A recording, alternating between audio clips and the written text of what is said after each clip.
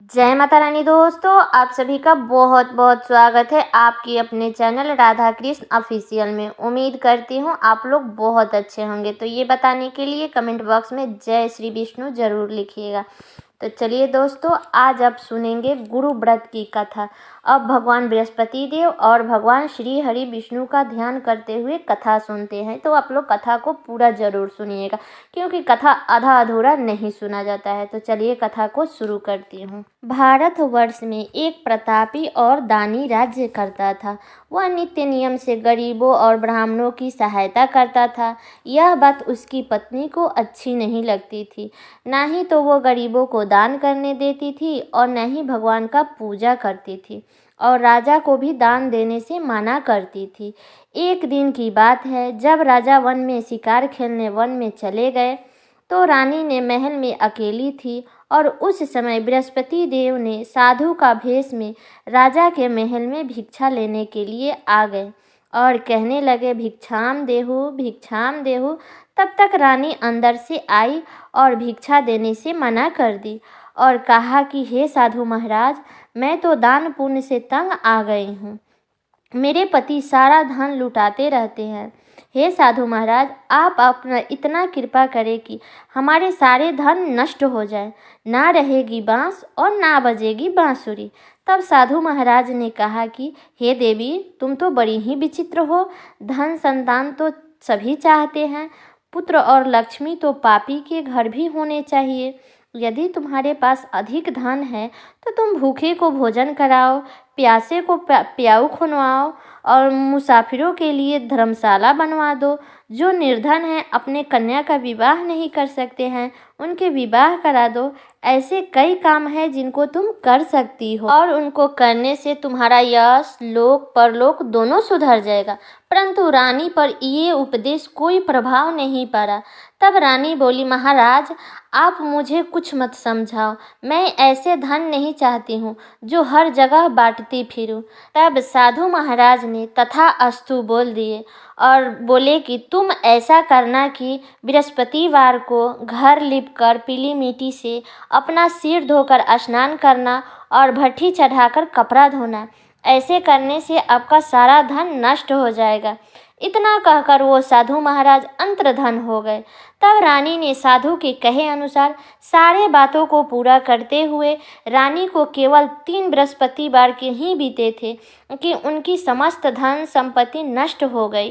तब भोजन के लिए भी राजा का परिवार तरसने लगा। तब एक दिन राजा ने रानी से बोला कि हे रानी, तुम यहाँ रहो, मैं दूसरे देश में जाता हूँ, क्योंकि इस देश में सभी लोग मुझे जानते हैं, इसलिए यहाँ छोटा सा काम मैं नहीं कर सकता। ऐसा कहकर राजा ने परदेश चला गया, और वहाँ राजा जंगल से लकड़ी काट कर लाता और शहर में बेचता था। इसी तरह वो अपना जीवन व्यतीत करने लगा। इधर राजा के परदेश जाते ही रानी और उसकी दासी बहुत दुखी रहने लगी। एक दिन जब रानी और दासी को 7 दिन तक बिना भोजन के रहना पड़ा, तो रानी ने अपनी दासी से कहा कि हे दासी, यहाँ पास के नगर में मेरी बहन रहती है, वह बड़ी ही धनवान है। तो उनके पास जा और कुछ लेकर के आ, ताकि थोड़े बहुत तो गुजारा बस हो जाए। तब दासी ने रानी की बहन के पास गई तो उस दिन गुरुवार था, और रानी की बहन ने उस समय बृहस्पति व्रत की कथा सुन रही थी। तब दासी ने रानी की बहन से अपनी रानी का संदेश दिया, लेकिन रानी की बड़ी बहन ने कोई उत्तर नहीं दिया। जब दासी को रानी की बहन से कोई उत्तर नहीं मिला तो वो बहुत दुखी हुई और उसको बड़ा क्रोध भी आया, और दासी वापस आ गई और वापस आकर रानी को सारी बात बता दी। तब ये सब सुनकर रानी ने अपनी भाग्य को कोसने लगा। उधर रानी की बहन ने सोचा कि मेरी बहन की दासी आई थी, परंतु मैं उससे नहीं बोली, इससे वो बहुत दुखी हुई होगी। तब रानी की बहन ने कथा सुनकर और पूजा करके अपनी बहन के घर गई और बहन से कहने लगी कि हे बहन, मैं बृहस्पति व्रत कर रही थी, तुम्हारी दासी मेरे घर आई थी, परंतु जब तक कथा होती नहीं है तब तक ना तो उठते हैं और ना ही बोलते हैं, इसलिए मैं नहीं बोल सकी। दासी कहाँ गई, क्यों गई थी? तब रानी बोली कि बहन, तुमसे क्या छुपाना है, हमारे घर में खाने तक का अनाज नहीं है। ऐसे कहते कहते रानी की आंखें भर आई। तब रानी ने अपनी और दासी के पिछले 7 दिनों तक भूखे रहने की बात अपनी बहन को बताई। तब रानी की बहन बोली, देखो बहन, भगवान बृहस्पति देव सबकी मनोकामना को पूर्ण करते हैं, और देखो शायद तुम्हारे घर में अनाज रखा होगा। जब रानी की बहन ने ऐसा कहा तो रानी को तो पहले विश्वास नहीं हुआ, पर बहन के आग्रह करने पर उसने अपनी दासी को अंदर भेजा तो उसे सचमुच अनाज से भरा एक घड़ा मिल गया। ये सब देखकर दासी बड़ी हैरान हुई। तब दासी ने रानी से कहने लगी कि हे रानी, जब हमको भोजन नहीं मिलता तो हम व्रत ही तो रखते थे, इसलिए क्यों ना इनसे व्रत और कथा की विधि पूछ ली जाए ताकि हम भी व्रत कर सकें।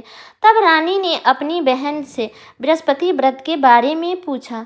तब उसकी बहन ने बताया कि बृहस्पतिवार के व्रत में चना की दाल और मुनाके से विष्णु भगवान को केले में जल में पूजन करें तथा दीपक जलाएं, व्रत कथा सुने और पीले भोजन ही करें।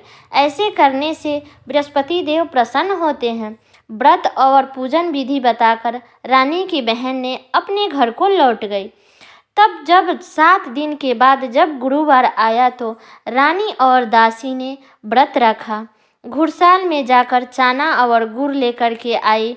फिर उसने केले की जड़ में तथा विष्णु भगवान का पूजन किया। अब पीले भोजन कहाँ से आए, ये बात सोच करके दोनों बहुत दुखी थे, लेकिन दोनों ने व्रत रखा था तो ये व्रत तो भगवान विष्णु का है, तो भगवान विष्णु ने उन पर प्रसन्न हुए और इसीलिए वो एक साधारण व्यक्ति का रूप धारण करके 2 थाली में सुंदर भोजन ला करके दासी को दे दिए। फिर रानी और दासी ने भोजन देख करके बहुत प्रसन्न हुए और रानी और दासी मिल करके भोजन ग्रहण किया।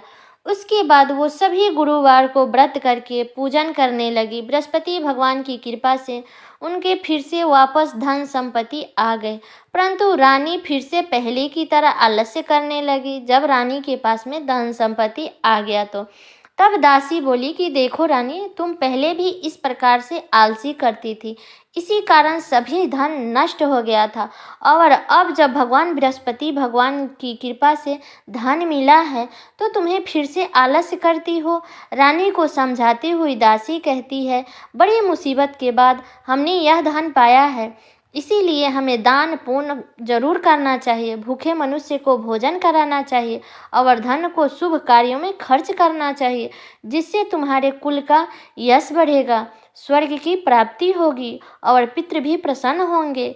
दासी की बात सुनकर रानी अपना धन शुभ कार्यों में खर्च करने लगी, जिससे पूरे नगर में उसका यश फैलने लगा। एक दिन राजा दुखी होकर के जंगल में पेड़ के नीचे आसन जमा करके बैठ गया था। वह अपनी दशा को याद करके व्याकुल होने लगा। उसे एक बृहस्पतिवार का दिन था। एकाएक राजा ने देखा कि निर्जन वन में एक साधु आया, और वो साधु कोई और नहीं, साक्षात भगवान बृहस्पति देवता थे। तब वह साधु जी ने लकड़हारे राजा के सामने आकर के बोले कि हे लकड़हारे राजा, तुम इस सुनसान जंगल में क्या कर रहे हो और तू चिंता मग्न क्यों बैठे हो। तब लकड़हारे राजा ने दोनों हाथ जोड़ करके साधु जी को प्रणाम किया और कहा कि हे साधु जी, आप तो सब कुछ जानते हो, मैं क्या कहूँ। यह कहकर राजा ने रोने लगा। साधु जो कि अपनी आत्मकथा सुनाई। तब साधु जी बोले कि तुम्हारी स्त्री ने बृहस्पतिवार के दिन भगवान का निरादर किया है, जिसके कारण तुम्हारा सारा धन नष्ट हो गया है, और बृहस्पति भगवान रुष्ट होकर के उन्होंने तुम्हारी ये दशा कर दी है। तब साधु जी महाराज बोले कि अब तुम चिंता दूर करो और मेरे कहने अनुसार चलो, तब तुम्हारे सभी कष्ट दूर हो जाएंगे और भगवान पहले से भी अधिक धन संपत्ति देंगे।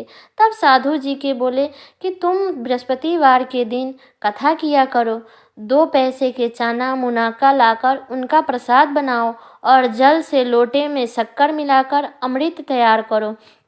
कथा समाप्त होने पर अपने सारे परिवार और अपने कथा सुनने वाले प्रेमियों को अमृत प्रसाद बांटकर आप भी ग्रहण करो। ऐसे करने से भगवान तुम्हारी सभी मनोकामनाएं पूरी करेंगे। तब साधु के ऐसे वचन सुनकर लकड़हारा बोला कि हे प्रभु, लकड़ी बेचकर इतना पैसा नहीं मिलता जिससे भोजन के उपरांत कुछ बचा सकूं। मैंने स्वप्न में भी अपनी स्त्री को व्याकुल देखा है। मेरे पास कुछ भी नहीं है जिससे मैं उसका खबर मंगा सकूं। तब साधु बोले कि हे लकड़हारे, तुम किसी बात का चिंता मत करो। बृहस्पतिवार के दिन तुम रोजाना की तरह शहर में लकड़ी लेकर जाओ और तुमको रोज से दुगुना धन प्राप्त होगा आज, जिससे तुम भली भांति भोजन भी कर लोगे और बृहस्पति देव के पूजन का सामान भी आ जाएगा। इतना कहकर साधु अंतर्धन हो गए और धीरे धीरे समय बीतता गया। फिर वही बृहस्पतिवार का दिन आया तो लकड़हारा ने जंगल से लकड़ी काट करके किसी शहर में बेचने गया तो उसने उस दिन से अधिक पैसा मिला। तब राजा ने चाना गुड़ ला करके बृहस्पति व्रत किया और उस दिन से उसका सभी क्लेश दूर होने लगा। परंतु जब दोबारा गुरुवार का दिन आया तो वह बृहस्पतिवार का व्रत करना भूल गया। इस कारण बृहस्पति भगवान फिर से नाराज हो गए और उस दिन से उस नगर के राजा ने विशाल यज्ञ का आयोजन किया तथा शहर में यह घोषणा करा दी कि कोई भी मनुष्य अपने घर में भोजन नहीं बनाएगा और न ही आग जलाएगा। समस्त जनता मेरे यहाँ भोजन करने आएगा और जो इस आज्ञा को नहीं मानेगा उसे फांसी की सजा दी जाएगी। इसी तरह की घोषणा संपूर्ण नगर में करा दी। राजा की आज्ञा अनुसार शहर के सभी लोग भोजन करने के लिए गए। लकड़हारा कुछ देर से ही पहुंचा, इसलिए राजा ने उसको अपने साथ घर ले गए और ले जाकर के भोजन करा रहे थे तो रानी की दृष्टि उस खूंटी पर पड़ी जिस पर उसका हार लटका हुआ था। वो वहां पर दिखाई नहीं दिया तो रानी ने निश्चय किया कि मेरे हार इस मनुष्य ने ही चुराया है। उसी समय सिपाहियों को बुलाकर उसको कारागार में डलवा दिया। जब लकड़हारा कारागार में पड़ा गया तो वह बहुत ही दुखी होकर के विचार करने लगा कि ना जाने कौन से पूर्व जन्मों का कर्म है जो मुझसे दुखी प्राप्त होते ही जा रहा है और उसी साधु को याद करने लगा जो कि जंगल में मिला था। उसी समय तत्काल बृहस्पति देव साधु के रूप में प्रकट हुए और उसकी दशा को देख करके कहने लगे, अरे मूर्ख, तूने बृहस्पति देव की कथा नहीं करी है, इस कारण तुझे दुख प्राप्त हुआ है। अब तू चिंता मत कर। बृहस्पतिवार के दिन कारागार के दरवाजे पर 4 पैसे पड़े मिलेंगे, उनसे तुम बृहस्पतिवार की पूजा करना, तेरे सभी कष्ट दूर हो जाएंगे।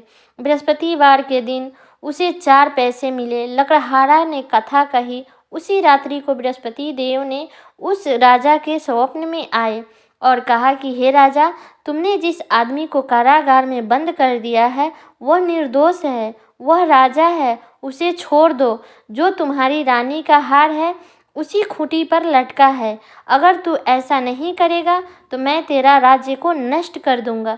इसी तरह रात्रि के स्वप्न को देख करके राजा प्रातः काल उठा और खूंटी पर हार देख करके राजा ने लकड़हारे को बुलाकर क्षमा मांगी तथा लकड़हारे को योग्य सुंदर वस्त्र आभूषण देकर विदा किया।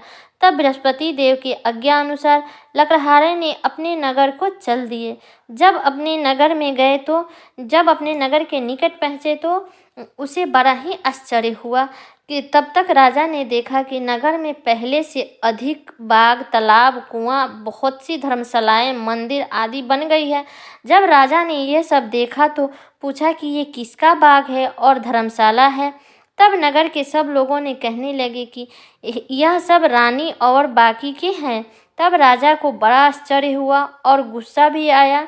जब रानी ने यह खबर सुनी कि राजा आ रहे हैं तो अपनी दासी से बोली कि हे दासी, देख राजा हमको कितने बुरे हालत में छोड़ के गए थे और अब हमारी ऐसी हालत देखकर वो लौट ना जाए, इसीलिए जा तू दरवाजे पे खड़ी रह।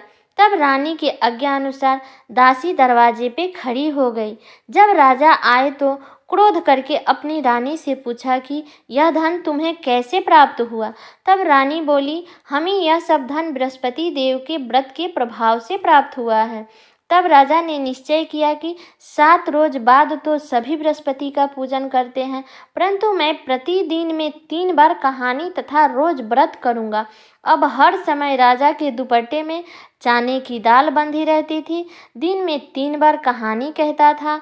एक दिन राजा ने विचार किया कि चलो आज अपने बहन के यहाँ जाते हैं। इस तरह से निश्चय किया और घोड़े पर सवार होकर के वो अपने बहन के यहाँ चलने लगा। तभी मार्ग में राजा ने देखा कि कुछ आदमी एक मुर्दे को लेकर के जा रहे थे।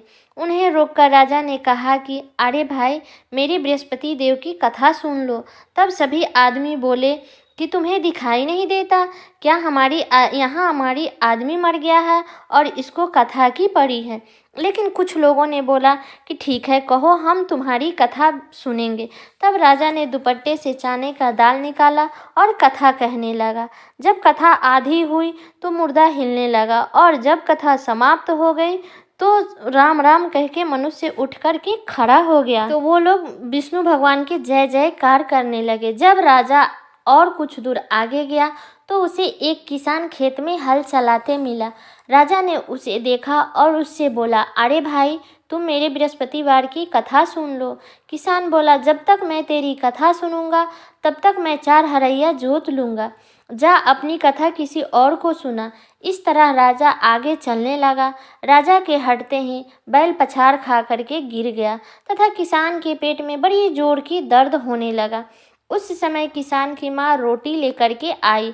जब उसने ये सब देखा तो अपने पुत्र से सब हाल पूछा। तो किसान ने अपनी माँ को सभी हाल बताया। तब बुढ़िया दौड़ी दौड़ी उस घोड़सवार के पास गई और उससे बोली कि मैं तेरी कथा सुनूंगी, तू अपनी कथा मेरे खेत पर चलकर ही कहना। राजा ने बुढ़िया की खेत पर जाकर कथा कही, जिसके सुनते ही बैल भी उठ करके खड़ा हो गया और किसान के पेट का दर्द भी बंद हो गया। तब किसान ने विष्णु भगवान का जय जयकार करने लगा। जब राजा अपनी बहन के घर पहुंचा तो बहन ने भाई की खूब मेहमानी की। दूसरे दिन प्रातःकाल राजा जगा तो वह देखने लगा कि सब लोग भोजन कर रहे हैं। राजा ने अपनी बहन से कहा कि ऐसा कोई मनुष्य है जिससे मैं भोजन नहीं किया हो और वह मेरी बृहस्पति व्रत की कथा सुन ले। तब बहन बोली कि भाई, यहाँ ये ऐसा देश है कि पहले यहाँ लोग भोजन करते हैं, बाद में अन्य काम करते हैं। अगर कोई पड़ोस में हो तो देखकर मैं आती हूँ। ऐसा कहकर वो देखने के लिए पड़ोस में चली गई, परंतु उसे कोई ऐसा व्यक्ति नहीं मिला जिसने भोजन न किया हो। अंत में वह एक कुम्हार के घर गई जिसका लड़का का बीमार पड़ा था। तब उसे पता चला कि उसके यहाँ 3 रोज से किसी ने भोजन ही नहीं किया है। तब बहन ने अपने भाई की कथा सुनने के लिए कुम्हार से कहा। तो कुम्हार ने तैयार हो गया। तब राजा ने जाकर बृहस्पति व्रत की कथा कही तथा कुम्हार की कथा सुनकर ही उसका लड़का ठीक हो गया और कुम्हार भी बृहस्पति भगवान की जय जयकार करने लगा। तब तक राजा की ये सब देख करके प्रशंसा होने लगी। तब राजा ने अपनी बहन से कहा कि बहन, मैं अपने घर को जाऊंगा, तुम भी तैयार हो जाओ और तुम भी चलो। बहन ने अपनी सास से कहा तो सास ने कहा कि ठीक है, चली जा, परंतु अपने लड़कों को मत लेकर के जाना, क्योंकि तेरे भाई को कोई औलाद नहीं है। ये बात बहन ने अपने भाई से कहा कि भैया, मैं तो चलूँगी पर कोई बालक नहीं जाएगा। तब राजा बोला, जब कोई बालक नहीं जाएगा तो तू क्या करने जाएगी। तब राजा ने बड़ा दुखी मन से अपने नगर को लौट आया और अपने रानी से कहा कि हम निर्वंशी हैं, हमारा मुंह देखने का कोई धर्म नहीं है। राजा ने भोजन भी नहीं किया। तब रानी बोली कि हे प्रभु, बृहस्पति देव ने हमें सब कुछ दिया है तो हमें औलाद जरूर देंगे। तब उसी रात को बृहस्पति देव ने राजा के स्वप्न में आए और कहा कि हे राजा, उठो और सभी सोच त्याग दो, तेरी रानी गर्भ से है। तब राजा ने ये बात सुनी तो बड़ा ही खुश हो गया। तब 9 महीने के बाद उसे बहुत ही सुंदर पुत्र पैदा हुआ। तब राजा बोले कि हे रानी, स्त्री बिना भोजन के रह सकती है पर बिना कहे किसी को नहीं रह सकती। लेकिन जब मेरी बहन यहाँ आए तो तुम उससे कुछ मत कहना। रानी ने ये तो सुन करके हाँ तो कर दी, लेकिन जब राजा की बहन ने आई ये शुभ समाचार सुनी तो वो बहुत ही खुश हुई तथा बधाई लेकर के अपने भाई के यहाँ आई। तभी रानी ने कहा कि घोड़ा चढ़ करके तो आई है कि गधा चढ़ के आई होगी। तब राजा की बहन बोली, भाभी मैं इस प्रकार न कहती तो तुम्हें औलाद कैसे मिलती।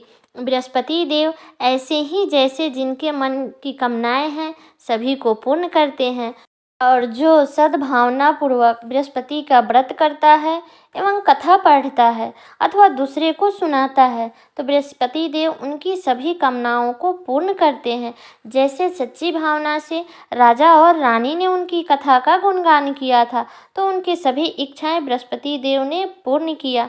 तो हे बृहस्पति देव, जो ये कथा सुन रहा है, जो इसमें हुंकार भर रहा है और जो ये कथा को कह रहा है, उनकी सभी इच्छाओं पूर्ण करना। तो सब लोग हाथ जोड़ करके बोलिए हृदय से श्री हरि विष्णु भगवान की जय, बृहस्पति देव की जय। उम्मीद करती हूँ दोस्तों कि आप लोगों को ये कथा बहुत पसंद आया होगा, तो कमेंट करके ज़रूर बताइएगा। और चैनल पे नया है तो सब्सक्राइब कर दीजिएगा, बेल आइकन को प्रेस कर दीजिएगा, जिससे मेरे वीडियो का नए नोटिफिकेशन आप सभी के पास सबसे पहले पहुँचे। और वीडियो को लाइक कर दीजिएगा और वीडियो को शेयर भी कर दीजिएगा। तो चलिए मिलती हूँ अगले वीडियो में, तब तक के लिए नमस्कार।